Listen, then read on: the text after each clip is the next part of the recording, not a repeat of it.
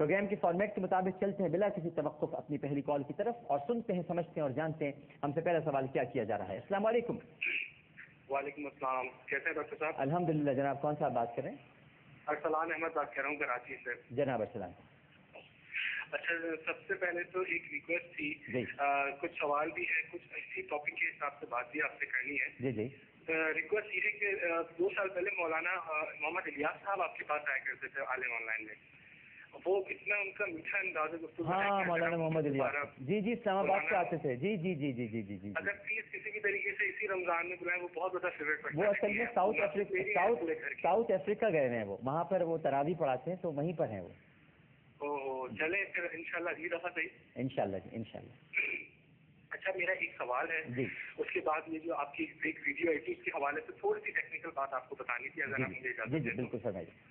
سوال میرا یہ ہے کہ میں جیسے انٹرنیٹ پہ تھوڑا سا ایکٹیو ہوں، اگر میری کوشش ہوتی ہے کہ نان مسلم یا پھر کچھ ایسے لوگ جو تھوڑے سے بھٹکے ہوئے ہیں ان سے تھوڑی سی بات کر کے جو ہے انہیں راہ راست پلایا جائے۔ بالکل۔ تو اس حوالے سے یہ مجھے بتائیے کہ نان مسلم کا قرآن شریف کو ہاتھ لگانا جائز ہے؟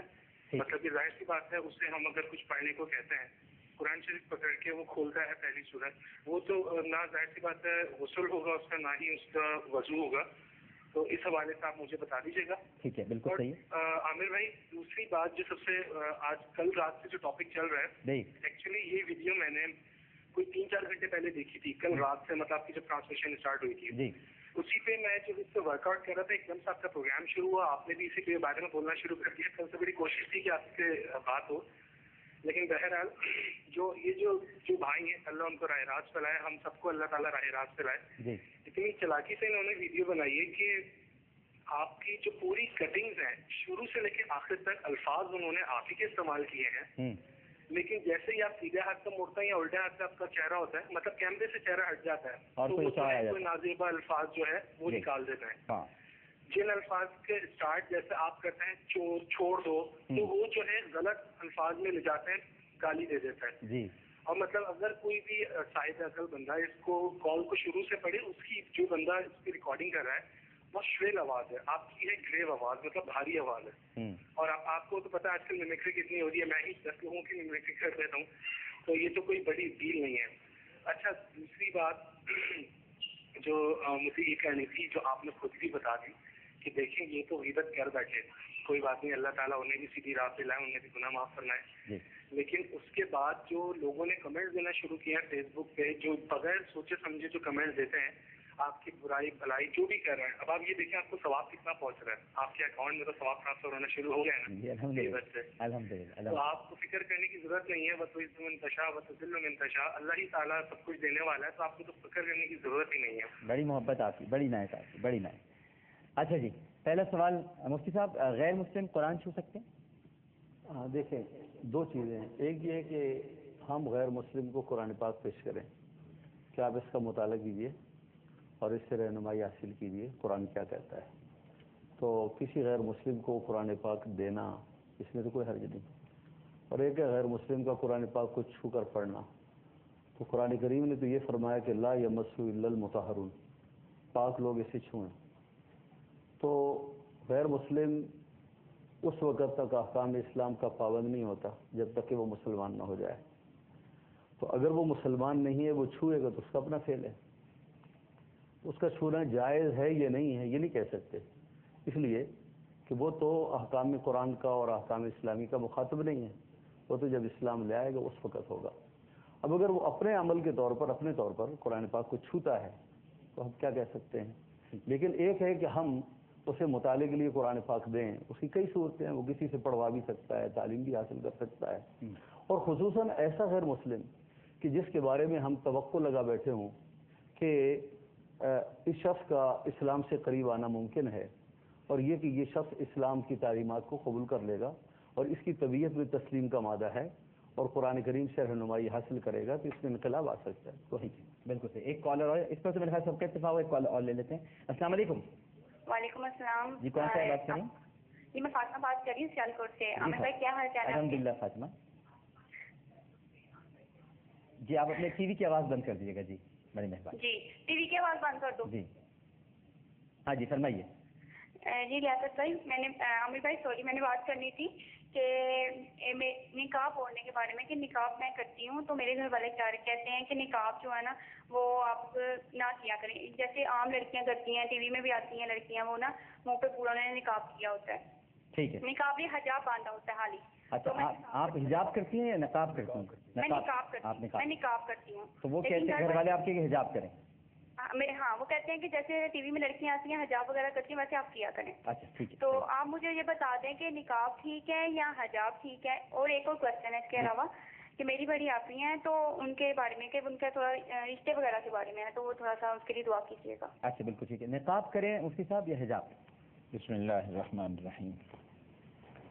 شریعت اسلامیہ میں خواتین کے لیے باقاعدہ پردے کا حکم قرآن و سنت کے اندر دیا ہے، اور اس کے لیے باقاعدہ حجاب کا حکم ہے.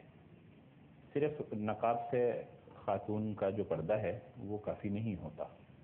اور میں بہن کو یہ بھی بتلانا چاہتا ہوں کہ غیر محرم سے بات کرنے کے لیے خاتون کو ضرورتاً اجازت ہے، لیکن اس میں ایسے بے تکلفی نہ ہو جیسے محرم اور گھر کے فرد کے ساتھ ہوتی ہے. تو ذرا محتاط ہو کر بات کریں. اس طرح بات کہہ دینا کہ کیا حال چال ہے بھائی، تو یہ بات بھی درست نہیں ہے. اگر مجھ سے اس میں ایڈیشن کی بات ہے، انہوں نے حجاب کو نچلے گریڈ پہ رکھ کے نقاب اوپر والے گریڈ پہ ذکر کیا ہے، یعنی انہوں نے اس کو چہرے کو ڈھانپنے کی بات کی. میں اس میں یہ بات سمجھتا ہوں کہ نقاب کرنا جو ہے نا ہر لحاظ سے حجاب کے مقابلے بہتر اور افضل ہے.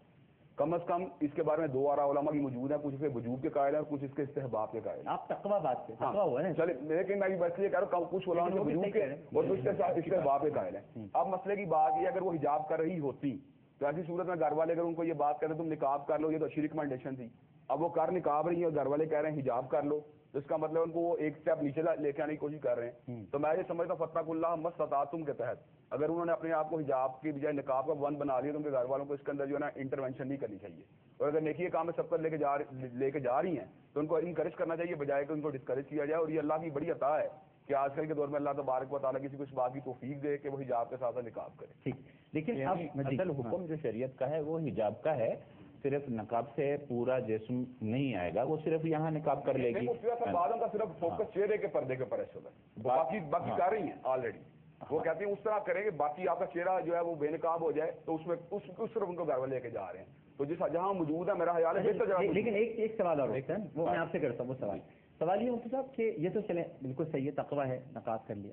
نہیں یعنی انہوں نے جو بات کی ہے اس سے کوئی اختلاف نہیں ہے. اب میں ایک سوال یہ ہوتا ہے کہ اگر گھر میں کوئی جھگڑا ہو رہا ہے اس سے، ایک بڑا اہم سوال ہے کہ گھر کا ماحول خراب ہو رہا ہے، ماں باپ کہہ رہے ہیں یا چلیں شوہر کہہ رہے ہیں کہ بھائی تم نقاب کی بجائے حجاب کر لو، تو کیا پھر حجاب نہ کر لیں؟ وہ مطلب حجاب بھی صحیح ہے. میں یہ پوچھ رہا ہوں کہ جھگڑا بھی جھگڑا جو ہے نا میرا ذاتی یار ہے، نیکی کو سیکریفائز نہیں کرنا یہ جھگڑے کے اندر. مگر اگر گھر میں ماحول ہی خراب کیوں گھر میں اچھا فرض کیجیے نہیں مان رہا کوئی بات، انہیں پیار سے سمجھائیں. پیار سے بھی نہیں سمجھے تو پھر ایک بات دعا کریں ان کے لیے، وہ بھی نہیں اگر ہوئی تو استقامت اختیار کریں. وہ بھی نہیں ہوئی تو پھر اگر اللہ استقامت کی دعا کریں، پھر بھی نہیں ہوئی تو ہدایت کی دعا کریں. سب کچھ کے بعد کیا کریں؟ کوئی ڈٹ جائے حجاب، پھر بھی حجاب نہیں کریں. نہیں بالکل وہ آگے جا چکی ہیں. دیکھیں عامر بھائی چھوٹی سی بات، عامر بھائی چھوٹی سی عرض کرنا، آپ نے تنگ گلی میں نہیں میں تنگ گلی میں گھسایا، میں چھوٹی سی آپ سے عرض کرنا چاہتا ہوں بات. اب اگر آپ داڑھی بڑھا لیں اور میں آپ کو کچھ چھوٹی کروا لوں تو میرا یہ مشورہ ٹھیک ہوگا؟ نہیں میں چھوٹی نہیں کراؤں گا. ہاں تو ٹھیک ہے، پھر یہی بات ہے.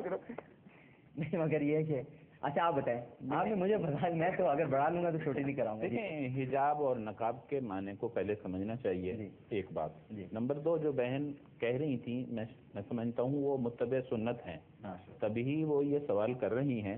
اگر اس لیے میں نے بھی تھوڑا سا سختی سے جواب دیا وہ دوسرا بے تکلفی والا، ورنہ شاید میں بھی بے تکلفی والا جواب نہ دیتا.